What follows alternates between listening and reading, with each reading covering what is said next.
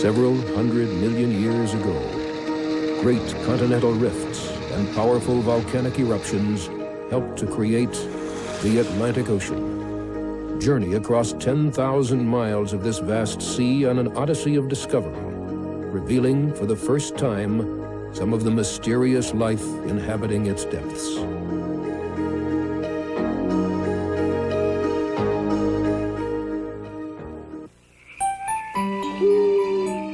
Funding for the Atlantic Realm is provided by Keebler, helping to make your television enjoyment uncommonly good.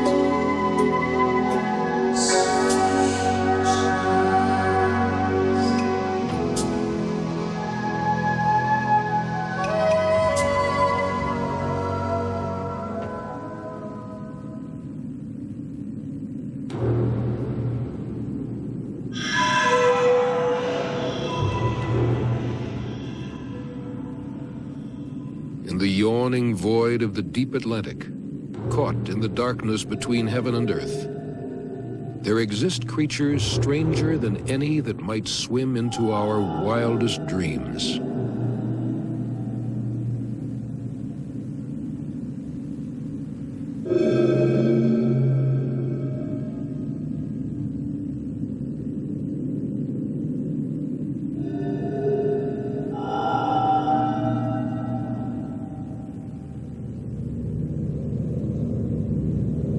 The challenge of the deep ocean's mysteries has inspired voyages down into the abyss, just as innovative, adventurous, and dangerous as any outwards to the planets and beyond. In many intriguing shapes, inner spaceships today voyage routinely into the realm of perpetual night. They forsake the light for a truly black, cold world of crushing pressures, where only flashes in the dark betray the beasts that wait below.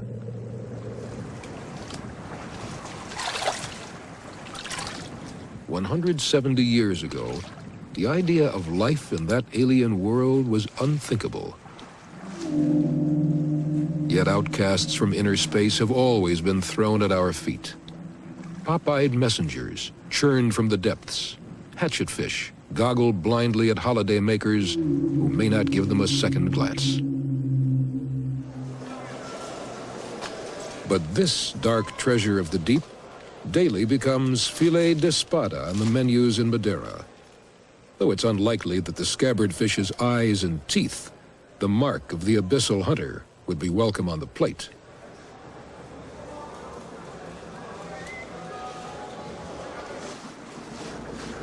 Scabbard fish feed at night in the deep water close to Madeira.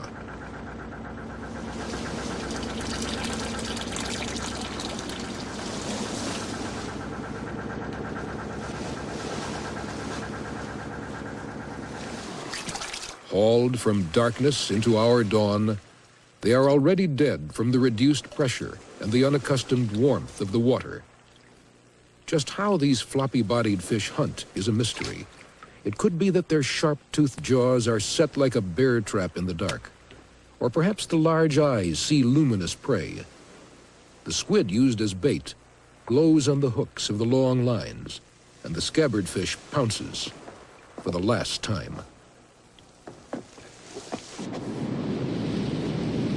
Biologists and oceanographers have continued to comb the Atlantic's abyss ever since the pioneering voyage of HMS Challenger in 1872, confirmed that life can exist there. Exploring in the wake of Challenger's revelations, this expedition from Britain's Institute of Oceanographic Sciences has trawled a mixed bag of animals from 3,000 feet off Madeira. But none of the shovel-nosed rat-tails, or the large-eyed rabbitfish, the anglers, or the red deep-sea shrimp has survived the temperature change of over 70 degrees Fahrenheit, or the decrease in pressure of 90 atmospheres. This collecting technique is much the same as it was 100 years ago, and the excitement of unraveling the crush of creatures in the tail end of the trawl is just as it was for the Challenger scientists. They trawled the same waters and were the first to see what the popular press was to call the denizens of the deep.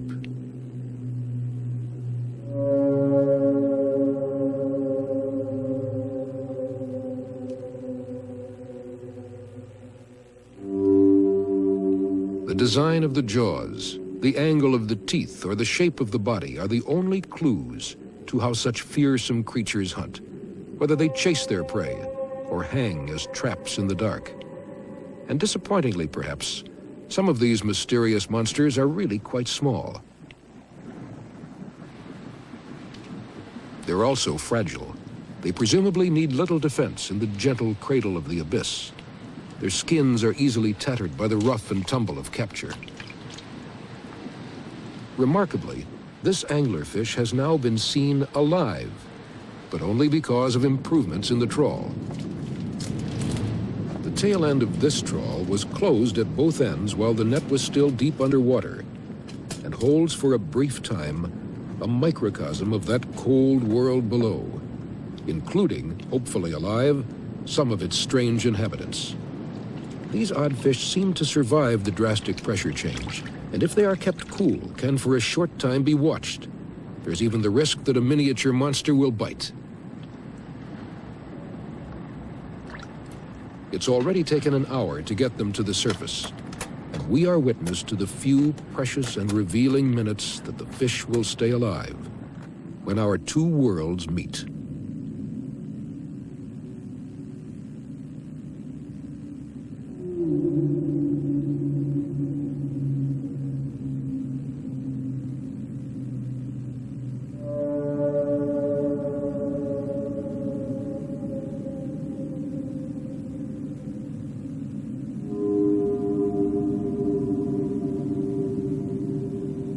An anglerfish moves perhaps exactly as it does 3,000 feet below the ship. But such close encounters can only stimulate our desire to enter and explore their realm, and to meet them on equal terms in the deep.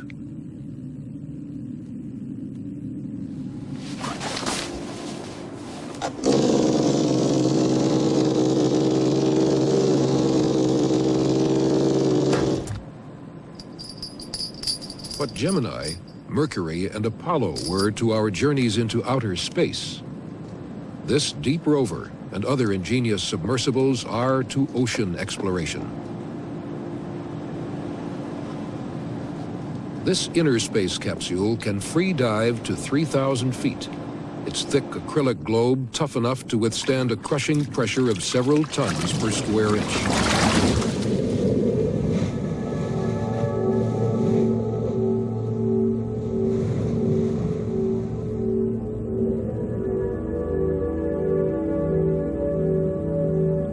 Tiny bubble of human living space. It's battery-powered and could survive a week under the sea.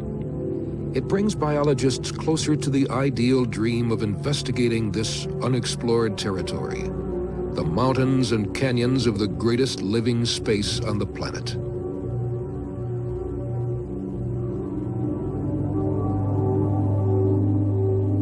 Deep Rover will take a baited trap down to 2,000 feet and leave it there for a day and a night.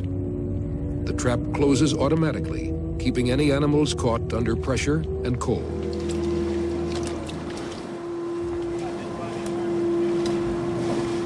Whatever creatures have taken the bait arrive this way, in their own comfortable private pond.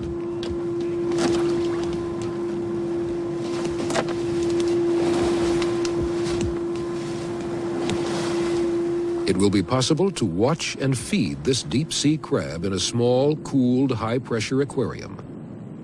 One day, this will be a way for us all to gaze into such faces from the deep.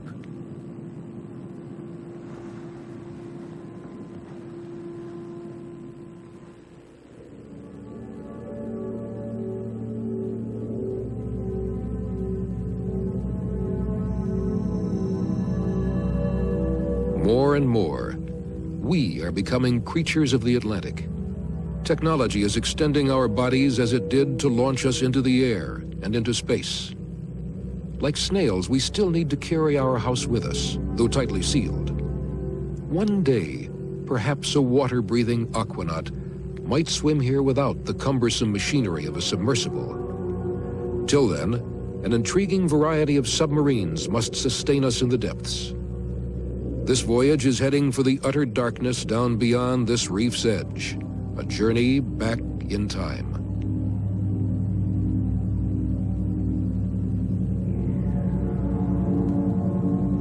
On the way, the undersea architecture is a reminder of an episode of Atlantic history. The sea level lowered 300 feet when the Ice Age temporarily locked up water in glaciers. These cliffs were then exposed, and waves carved these arches through which, perhaps, seabirds flew.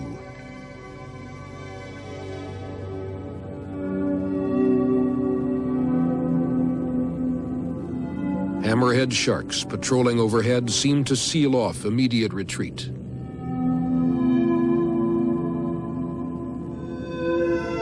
The noonday sun is filtered now by 300 feet of water. Red light can't penetrate.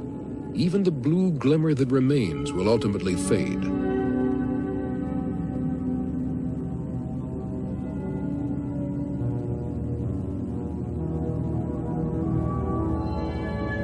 This deeper face of the reef is not nourished directly by sunlight, but only by leftover scraps from the exuberant growth of algae and corals in the warmth and light near the surface. Currents and tides wash off the reef a blizzard of fragments, which falls as an appropriately named marine snow. It's a nourishing shower. The snowdrifts on these ledges are food. Throughout the Atlantic, invisible mouths below await the remains of the dead, falling from an unseen heaven.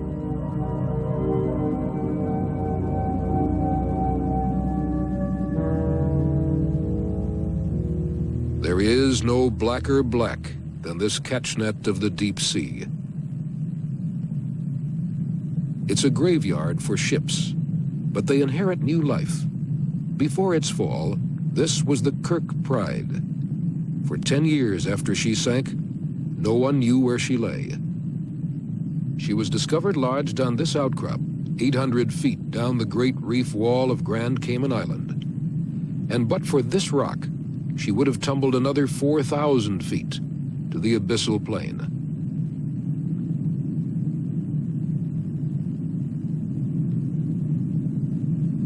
Caught by the sea, broken on the reef, she slowly rusts under new colors.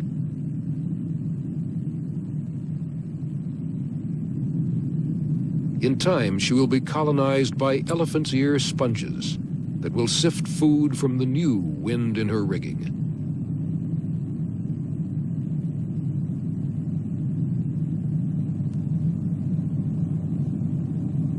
The Kirk Pride shares these fair-weather currents with companions in the darkness that must once have flourished spectacularly millions of years ago in many seas, even before the Atlantic was formed.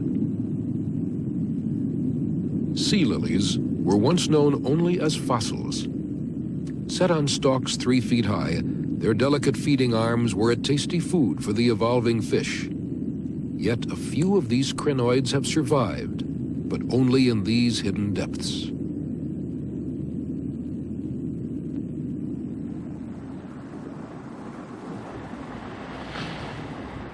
Lost wrecks, prehistoric animals, and perhaps an inborn need to explore the unknown, fuel our desire to reach even deeper into the abyss. But to boldly go demands enterprise and technical skill.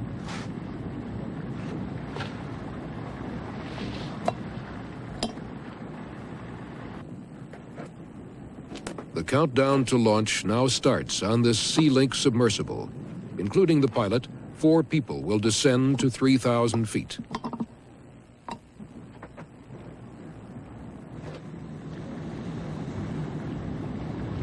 It's a human fishbowl. From it, we will view them, from inside, looking out. There's a pilot and observer in front, with all-round visibility, and 2 observers at the back with a more restricted view.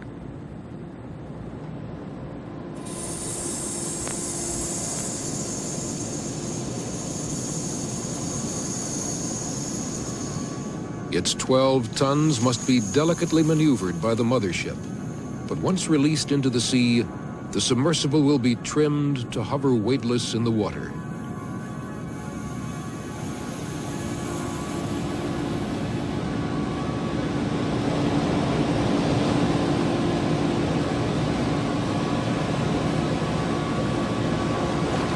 Jets of water speed the voyagers on their way.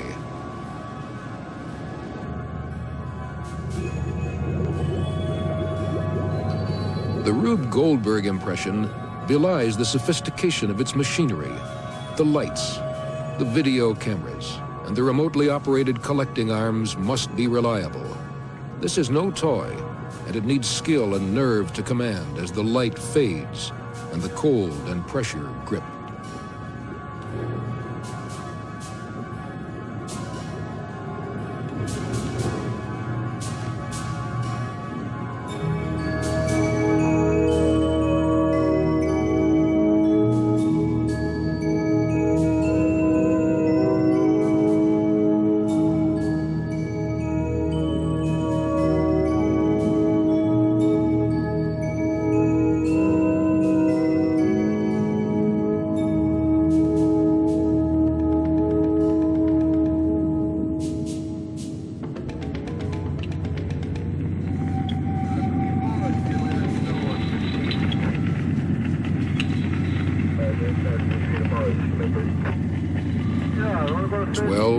Feet. An inquisitive deep-water jackfish inspects the bright intruder.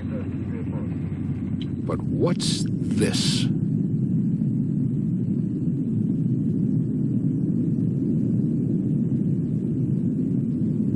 That could be its head because it's at the front. But as for the rest, is it jellyfish, comb jelly, or snail? The answer is snail, though unencumbered by a shell. 2 eyes with strong lenses suggest it's a visual hunter, and the transparency of its body indicates it needs to be invisible to others who might eat it. The propeller is a flexible version of a land snail's foot, and these feathery fronds are gills, but have no shell to protect them. The jaws with which it captures and consumes small fish and jellyfish are set in the long trunk or proboscis on its head.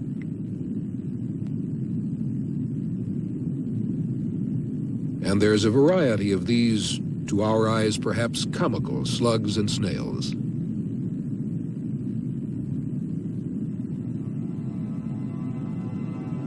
The mollusks are a remarkable animal group whose simple structure has been stretched and changed like a plastic toy as they evolved, resulting in the surprises we find here today. This propeller-like flap is variable in pitch. It's effective on all strokes. The teeth that form the file-like rasp or radula can scrape food from the body of its prey.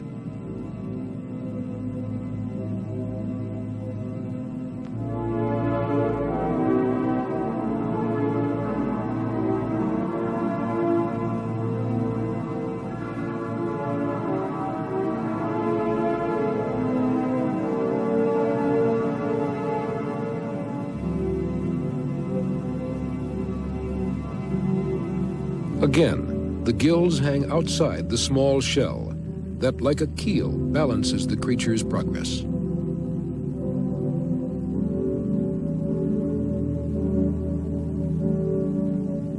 These are mollusks as well.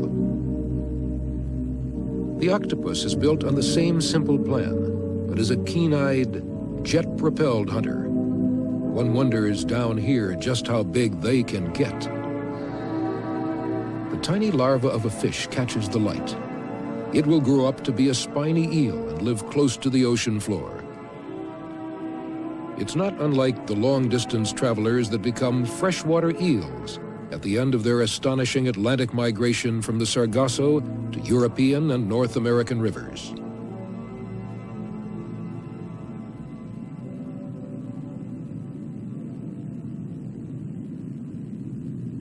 The sub's illumination turns this bristleworm into a Christmas tree of lights.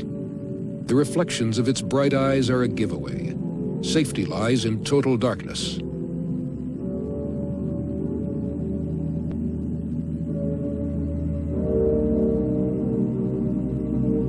This prawn was quite invisible to the tiny fish it has caught.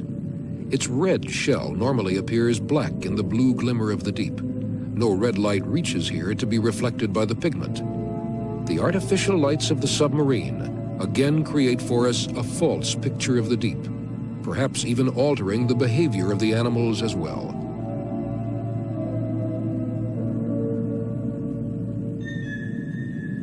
As moths flicker around a flame, this little shrimp seems drawn to our intruding pool of light. The flat bodies of these crustacea seem like the flying insects of the sea, but only for a fleeting moment. It's the comb jellies that appear the steady stars of this light dance. The tiny combs of hairs row these animal galleons as they hunt, usually in the darkness. Outside our window, they are rainbow vessels dressed in our reflected light.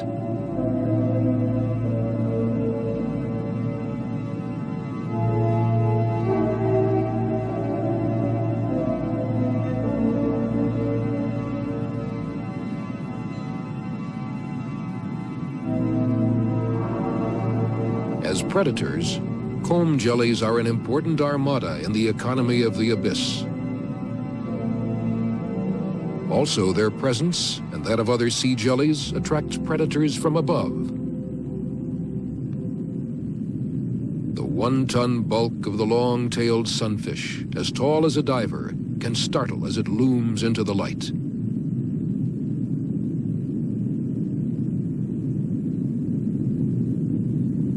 It has no internal swim bladder of air, so it can tolerate pressure changes.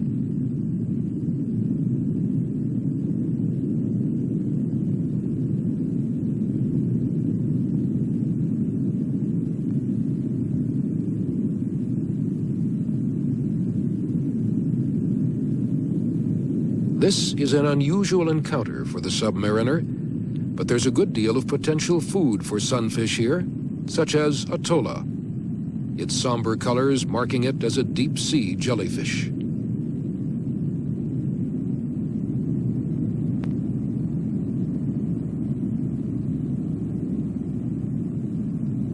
When these flimsy creatures, buoyant by virtue of their jelly, are trawled from these depths, they usually disintegrate or are squashed out of all recognition. The long chains of deep ocean siphonophores are so fragile that they can only be watched here. They are almost impossible to collect intact as they break at the slightest touch. This living net can snare and feed on jellyfish, but has no defense against these scavenging cockroaches of the sea, the amphipods, a kind of shrimp. For them, this 50-foot-long colony with its collection of floats and fishing lines is a lucky free lunch. The siphonophore is shredded and rapaciously eaten or scattered as that marine snow that others below will welcome. Pale anemones strain the dark currents of the Atlantic. This ocean floor is accumulating falling sediments faster than any other sea, building the rocks of some future age.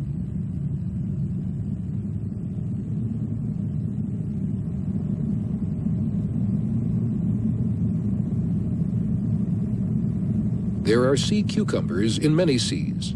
They are kin to starfish and sea urchins. Picking up food on the tentacles and scraping it off into the single mouth is not unusual either. But this one, a creature of the dark abyss, has till now kept this secret to itself.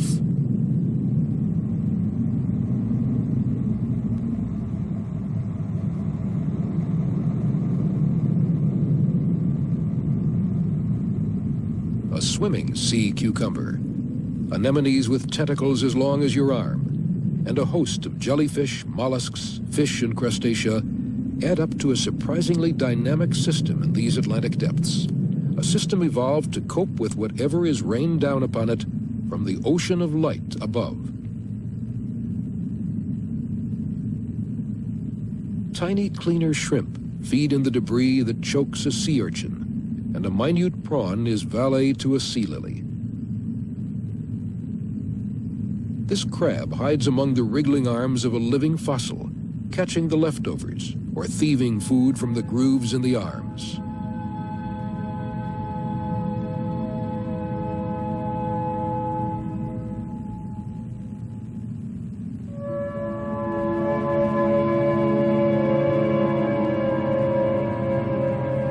Here is limestone come alive, as though the fossils that sit in museum cases animate before our eyes.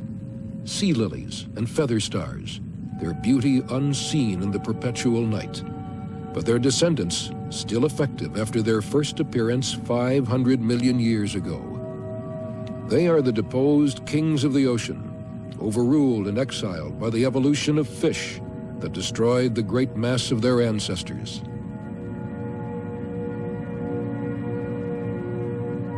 The ancient feather stars were free to move, unlike the stalked sea lilies, and their modern counterparts are startling their first human viewers by being even more active and agile than was supposed. Beautiful swimmer.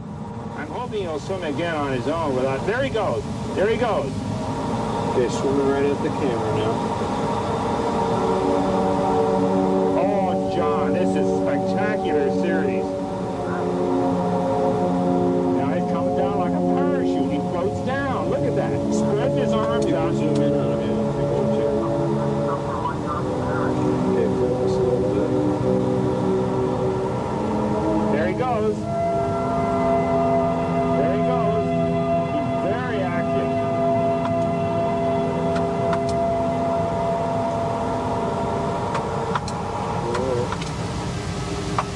There he goes. He's gonna do it. He's gonna do it. Oh, we've got him doing it, Gordon. He's swimming in the water column. Lift up the camera just a little bit. The excitement of this exploration is comparable with a landing on the moon, but with added living surprises. A flamboyant worm momentarily takes center stage. There he goes. There he goes. At 3,000 feet, this moonscape is cratered by animals.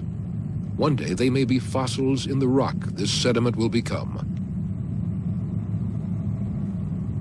A deep-sea lobster must have fine, sharp claws. It needs speed and accuracy. There are only infrequent passers-by, and its long antennae must give early warning if it's to catch a meal.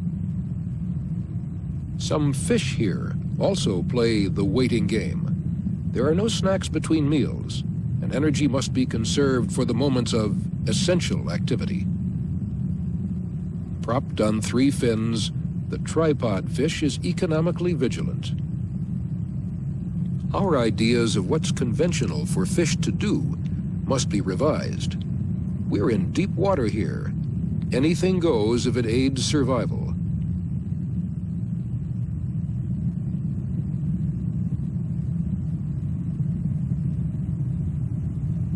There must be reasons for standing on one's head or tail. The submarine has made it possible to watch, perhaps even to learn why such unusual behavior evolved.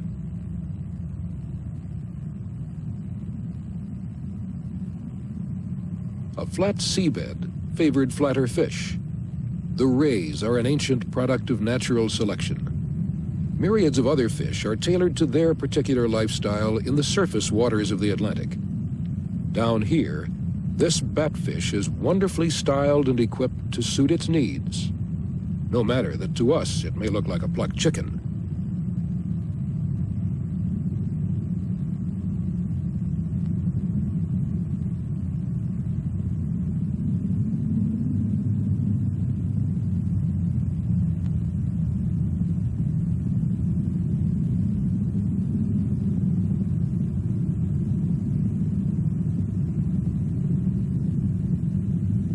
The ultimate fate of all that lives and dies at sea can be committal to this dark abyss.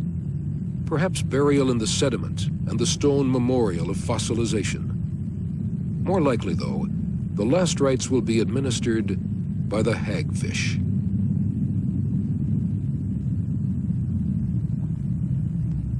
The scent of a free lunch triggers the hag from its burrow. Any arrival is a rare event, as many dead animals, even as large as whales, will have been consumed mid-water, long before they crash to the floor of the ocean.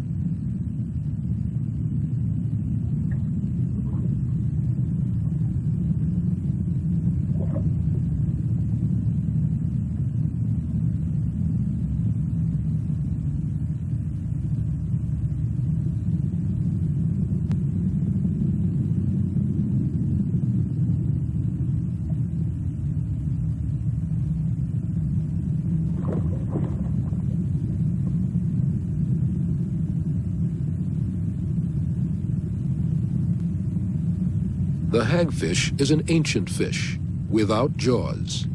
It was scavenging the seas long before the Atlantic was formed. Each fish exudes a defensive coat of slime that's thought to repel any other scavengers that may be attracted to this frenzied feast.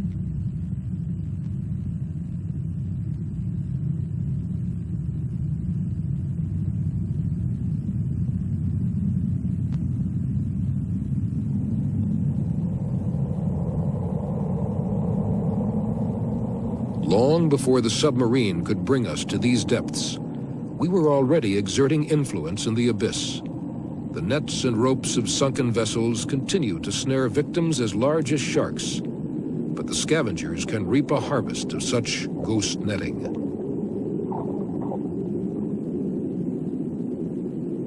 A sea louse as big as your shoe scurries to take advantage of this human tragedy that unwittingly benefits many of the seafloor animals.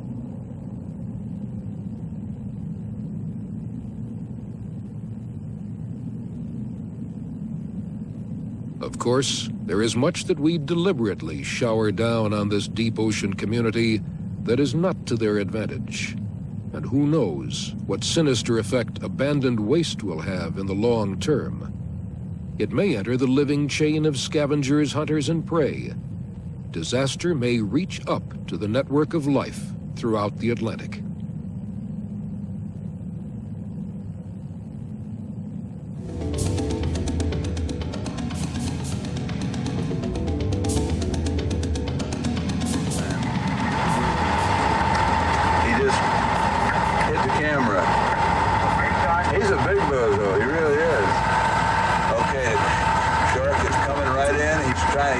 He's coughing up the crab. He's got the sucker in his mouth. No, he's working on it.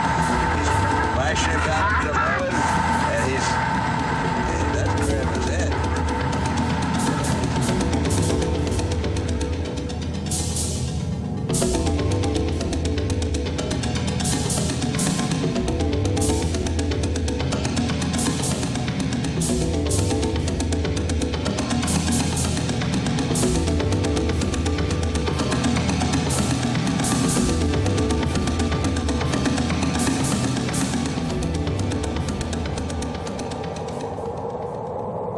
Uniformly dark, uniformly cold, and the flattest of ocean landscapes, the ocean floor between Europe and America is vast, but not uninterrupted.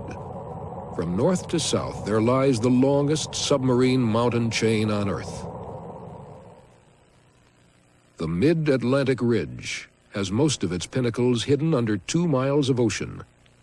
Formed by the eruption and cooling of molten lava, it's the spreading zone in the ocean crust, from which the seafloor separates to the east and to the west. It marks the center line of divergence between the continents that border the Atlantic. And set high on this active volcanic ridge sits Iceland. The 1,000-foot cliffs thrust sheer from one of the richest seas. Beyond this north face of Iceland, the ridge dives under the waves, where its volcanoes slumber or stir as they do on Iceland itself. Fulmars puzzle at the breadth of the giants that sleep in the sea.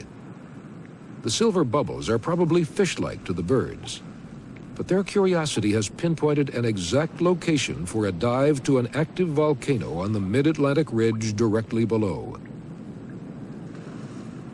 It's midsummer, and off northern Iceland, the sun won't set. The former trawler wallows in a swell that even in summer can quickly whip up into an almost winter ferocity.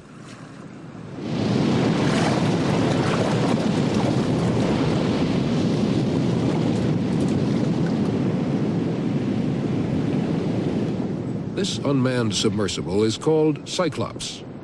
Its one eye is that of a video camera. Its mission? To trace the bubbles to their source. The immediate challenge as the wind freshens is to get Cyclops into the sea and away below the surface without damage.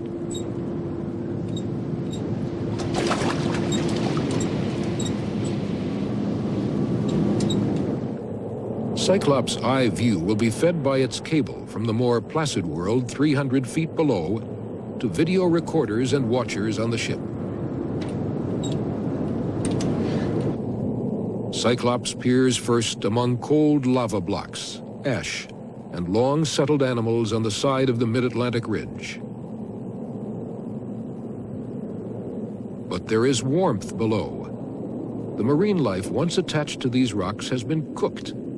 This flank of the ridge is on the boil.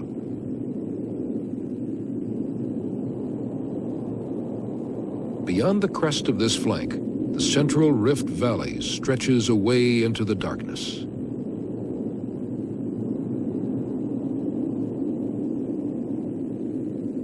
Here, within the rift, Cyclops has entered a very different realm. Its eye reveals no fish or sponges, worms or anemones. On the warm current, a blizzard of marine snow wafts around rocks, coated with a soft fuzz of bacteria. They are the organisms that were probably similar to the first colonists of the new and still shallow North Atlantic when the rift opened as the continents began to move apart. It may have looked like this. After days of searching, Cyclops is, at last, maneuvered into the throat of a sleeping volcano. Once, ash and lava spewed from this vent into the ocean, but for now, only superheated steam erupts. It's being forced up from the ocean-fed natural boiler in the earth and quenched by the weight of water in the sea above. Twice as hot as the water boiling in your kettle, this cycle of sulfurous seawater scours minerals from the ocean crust. The chemistry of this violet mix of water and gases can offer clues to the age, history, and state of the volcano below. In these water bottles that can be closed automatically, samples can be collected for analysis.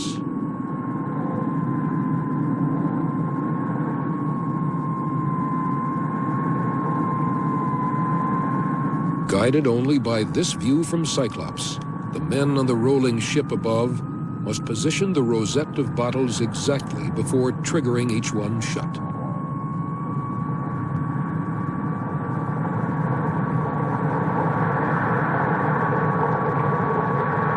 What's learned may help to reconstruct the story of the Atlantic's fiery birth and its continued expansion.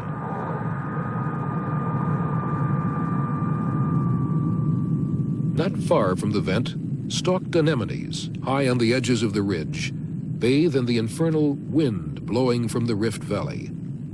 Life seems readily to have colonized the rift in water 300 feet deep.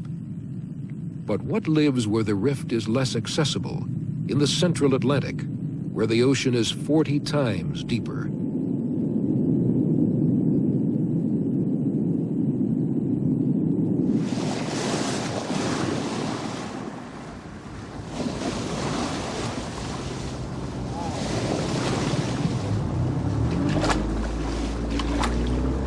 This is Alvin. Arguably, it's the most celebrated deep submergence research vehicle. Its role was crucial to the discovery of new forms of life on volcanic ridges deep in the Pacific. And it was Alvin that was used in the Atlantic to find the Titanic. Alvin is the Apollo of inner space exploration.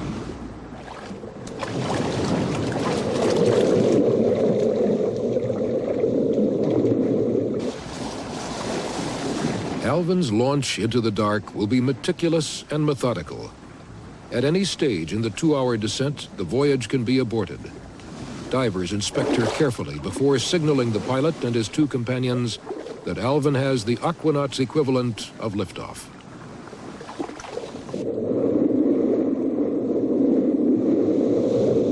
The pilot's porthole, recessed in front, overlooks the remotely controlled arms, the collecting baskets and bottles, cameras and lights.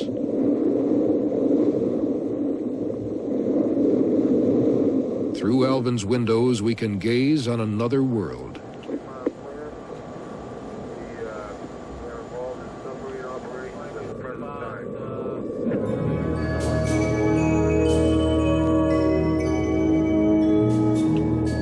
The hull of titanium alloy will be squeezed by the deep Atlantic's grip of 400 atmospheres, 2.5 tons on every square inch.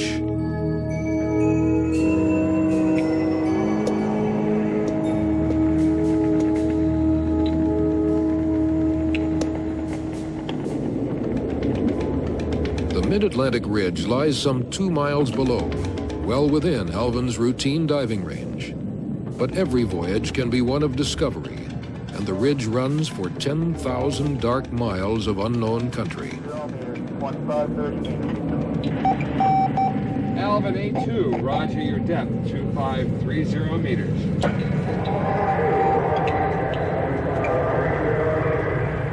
Like an eagle of the sea, Alvin has landed. But the tranquility of this ocean floor soon gives way to the volcanism expected at this spreading zone. From chimneys of crystallized minerals, water at over 570 degrees Fahrenheit vents into the ocean. But these so-called white smokers, 30 feet tall, are older vents already moved aside from the active center of the ridge.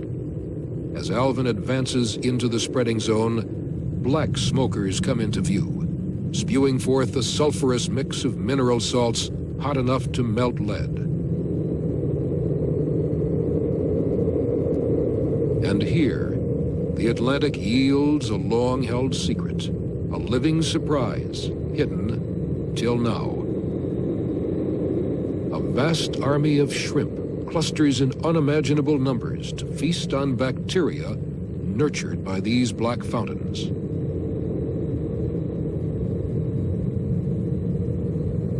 There are 2 kinds of shrimp here. Both may be quite blind, both flourishing on the abundance of bacteria that has harnessed the chemical energy emerging from the vents.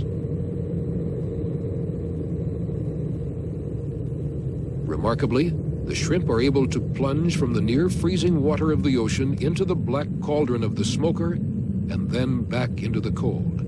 Somehow, they can withstand the shock. An unexpected chain of life has evolved here, founded on the ability of bacteria to use this hot chemical mix, much as seaweeds and plant plankton use energy from the sun in the ocean of light far above. Here in the dark, photosynthesis is unknown, but the heat and the chemical energy of the planet is available.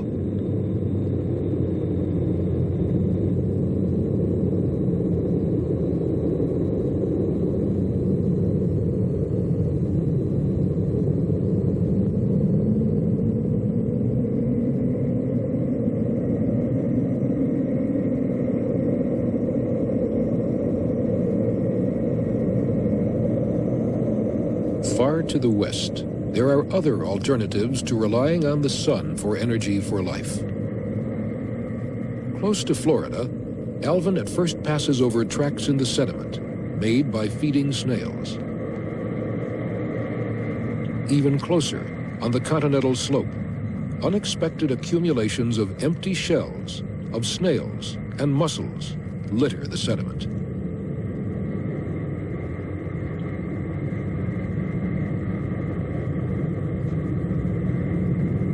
Where the ocean floor meets the edge of the continent, living mussels are set amidst white mats of bacteria. Here is something new. The bacteria and the mussels are thriving on a surprising source of nourishment, 9,000 feet down in this dark world. The answer to the riddle is extraordinary. Florida is a gigantic block of porous limestone, and here at its very base, cold water rich in sulfides seeps out. Mussels filter the water through their gills and over bacteria within their tissues. The bacteria absorb the chemical compounds in the water, grow, and multiply. And so, completing a remarkable partnership, the mussels consume the products of the bacteria they house.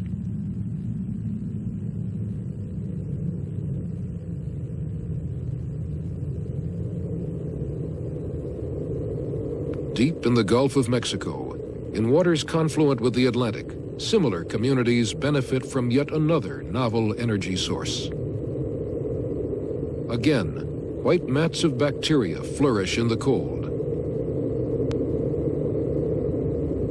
Out of the pitch dark loom thickets of giant tubes, each containing a worm 3 feet long.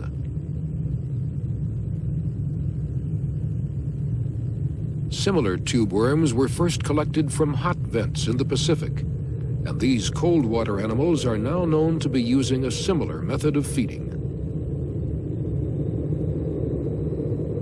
Examination of those Pacific discoveries showed each worm to contain bacteria whose partnership is essential for processing the energy from sulfides into the living tissues of the worm. So here is another deep ocean island oasis. But with no hot vents or cold mineral springs, what is providing the primary energy for this chain of varied marine life? What substitute sun is shining here in the dark?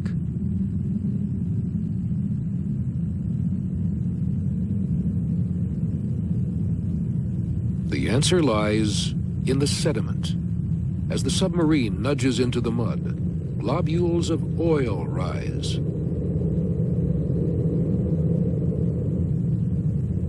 Followed by natural gas, methane.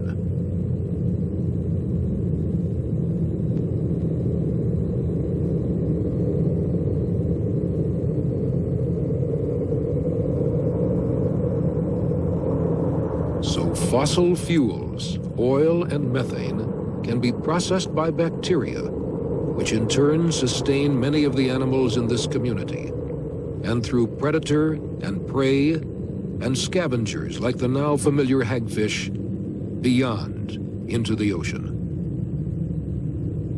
The hagfish not only scavenges the dead from above, but exploits this novel community, the animals that owe their lives in this darkness to a sun that shone when the Atlantic was born.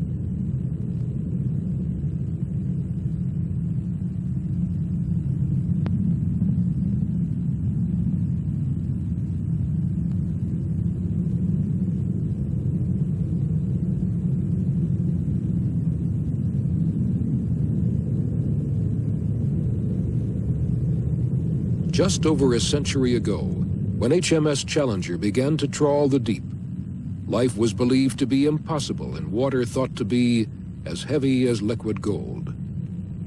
These recent discoveries of independently evolving living systems have revolutionized our views of the ocean. Request permission to surface, please. Roger, Paul, you're clear to surface. What's your depth? Surely there must be a myriad of surprises in store at this last frontier of our own planet. Alvin returns, as it must, to the ocean of light. Even this most advanced of submersibles can only carry us on brief excursions to the innermost reaches of the Atlantic. It has served admirably to protect our puny bodies from the perils of cold and pressure, to see, face to face, the creatures of the deep abyss.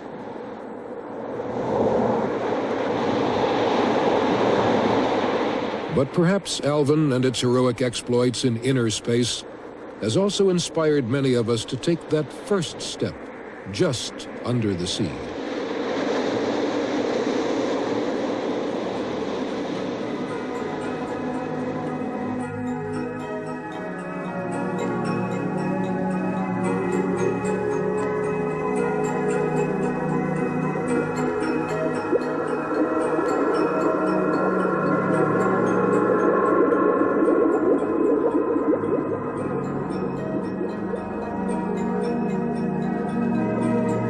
The day of the scuba naut has dawned. Almost anyone who wants to dive can. The ocean is no longer the fictional private realm of Captain Nemo or James Bond. Some of this new technology is now available to all who would leave their armchairs and follow Jacques Cousteau and his kind into the sea.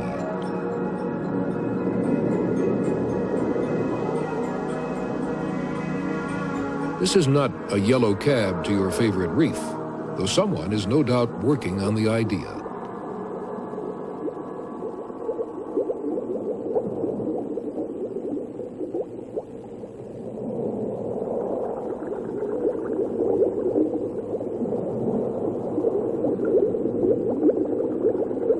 For serious fish watchers, amateur or professional, such transport saves time and energy. And for extended periods of watching, what better than a dry and airy underwater house?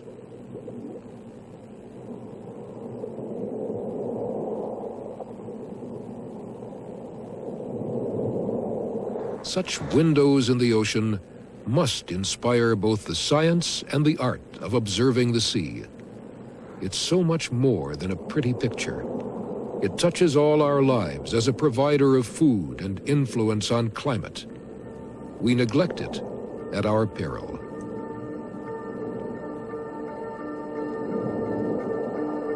The giant leap of mankind into the deep ocean has been made, though it may in time prove to be only the first faltering steps across the threshold of the vastness that remains. That's for future generations to explore.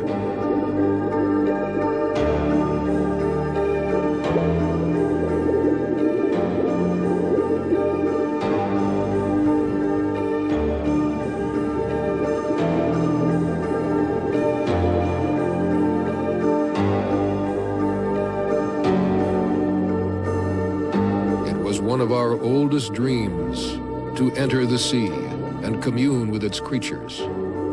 Now that dream is an exciting reality for all, even in the simplest of ways. In Nassau in the Bahamas, Harry the Grouper is ready to make contact with you.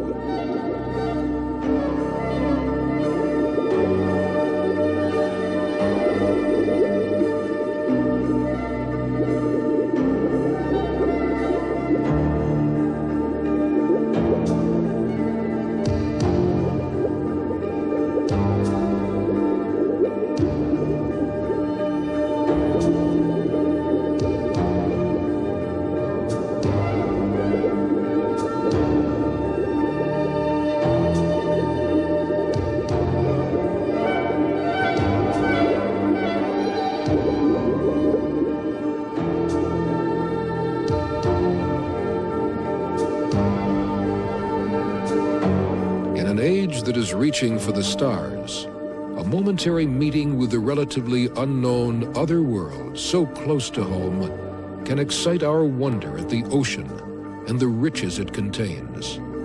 And it's a passion that can grow. For some, nurtured by the holiday experience of voyaging in the new breed of commercial submarines.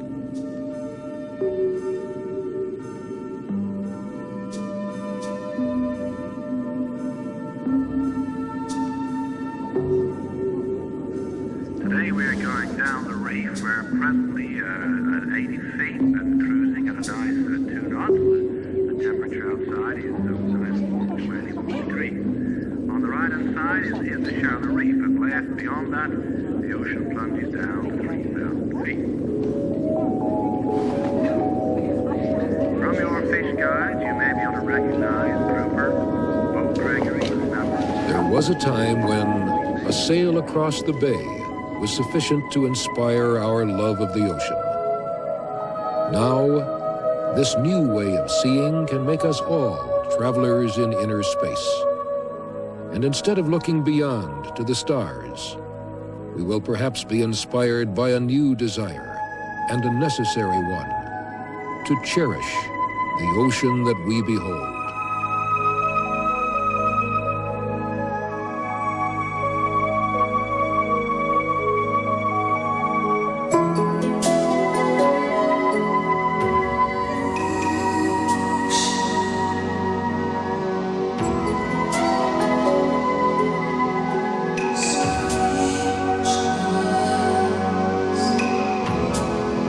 Stay tuned for a big time tonight on American Playhouse, next at 9 on Channel 10.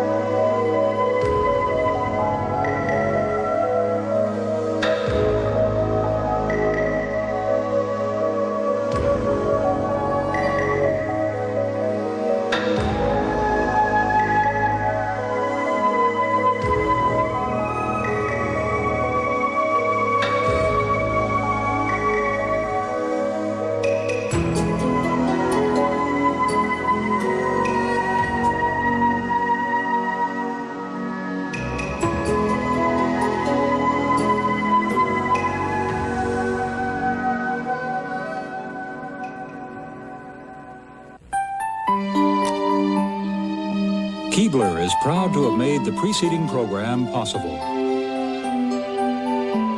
Keebler, helping to make your television enjoyment uncommonly good.